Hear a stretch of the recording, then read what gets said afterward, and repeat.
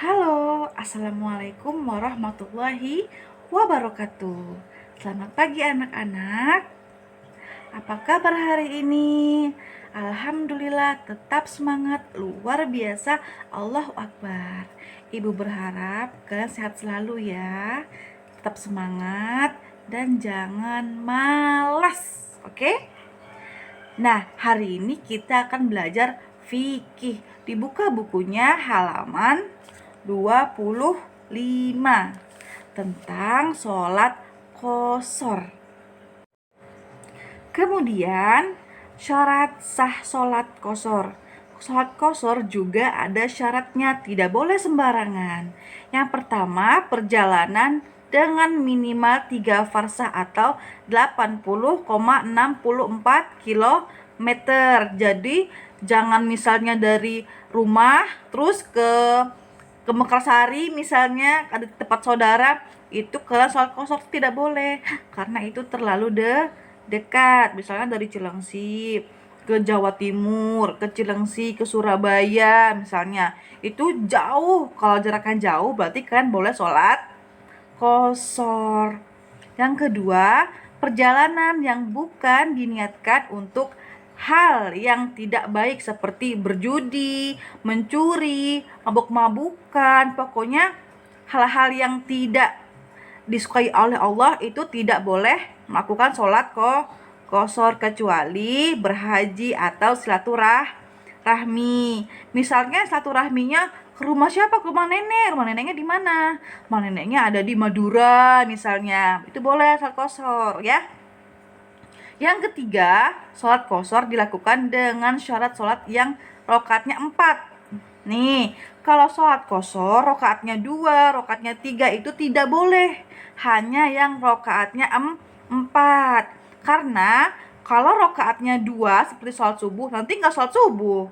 Sholat subuh kan cuma 2 rakaat, jadi tidak bisa diringkas. Kalau sholat maghrib 3 rakaat itu ganjil. Yang ganjil tidak bisa diringkas. Jadi hanya sholat zuhur, asar, sama isya. Dan keempat, membaca niat. Yuk sama-sama membaca niat.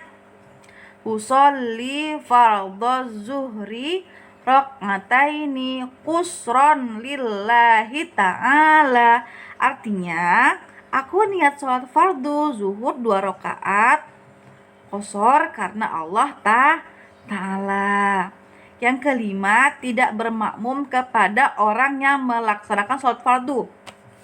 Misalnya ada orang sholat maghrib, kita niatnya mau sholat qashar isya misalnya, kita tidak boleh tiba-tiba langsung yang sholat maghrib itu dari imam, kita dari makmum, itu tidak boleh. Kita harus sholat sendiri atau bersama-sama dengan orang yang hendak melakukan sholat qashar. Jadi harus sama. Nggak boleh kalau kalian mau sholat zuhur, tiba-tiba kalian bareng-bareng sholatnya sama orang yang mau sholat zuhur. Kalau kalian mau sholat asar, misalnya sholat asar qashar, kalian tidak boleh melakukannya bersama orang yang hendak melakukan sholat fardu 5 rakaat yang qashar, yang asar, ya. Jadi harus sendiri atau bersama teman-teman yang lain yang hendak melakukan sholat qashar. Paham? Kemudian pengertian sholat jamak. Baca yuk bersama-sama. Sholat jamak qashar berasal dari kata jamak dan qashar. Jamak berarti kumpul atau gabung. Qashar artinya ringkas. Jadi sholat jamak qashar ialah 2 rakaat fardu yang dikerjakan dalam satu waktu.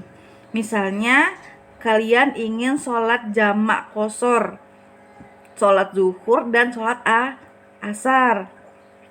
Nanti di sholat asar kalian harus sholat asarnya 2, zuhurnya 2 jadinya. Asarnya 2 dulu, baru nanti zuhurnya 2 dulu. Jadi enggak 4-4, asar 4, zuhur 4, tidak. Karena qashar kan diringkas, yang jadinya 4 tinggal 2. Berarti sholatnya asarnya 2, zuhurnya 2. dan ringkas bilangannya rokaatnya pada sholat yang telah ditentukan. Jadi kalau misalnya rokaatnya ada 4 rokaat, boleh diringkas jadi 2. Kalau misalnya yang 3 rokaat sholat maghrib dan sholat subuh itu tidak bisa diringkas karena sholat 3 rokaat itu ganjil dan sholat subuh kan cuma 2 rokaat. Masa mau dihilangkan jadi nggak sholat? Itu tidak bisa. Jadi sholat maghrib dan sholat subuh itu hukumnya wajib dilaksanakan, tetapi tidak boleh dikosor. Sholat lagi ini, sholat boleh dijamak kosor adalah sholat zuhur dan asar. Sedangkan sholat yang tidak dijamak kosor adalah sholat isya dan maghrib. Maksudnya seperti ini.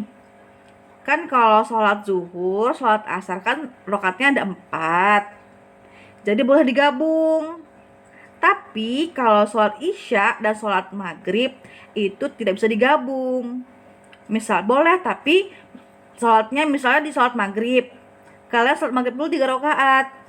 Nanti setelah sholat maghrib kalian baru bisa sholat isya 2 rakaat. Jadi maghrib dulu 3 rakaat, baru jamak kosornya sholat isya 2 rakaat. Makanya tidak bisa digabung karena 3 dan angka 4 jadi 7 rakaat. Jadi tidak bisa digabung. Oke, paham? Cukup sekian dari Bu Yayang. Semoga bermanfaat. Jangan lupa harus makan, jaga kesehatan, dan harus selalu nurut sama orang tua. Tidak boleh malas, tidak boleh malas belajar. Harus nurut. Kalau kalian berontak, kalau kalian nangis-nangis, tidak nurut sama mamahnya, nanti Allah akan marah. Oke? Dadah. Wassalamualaikum warahmatullahi wabarakatuh.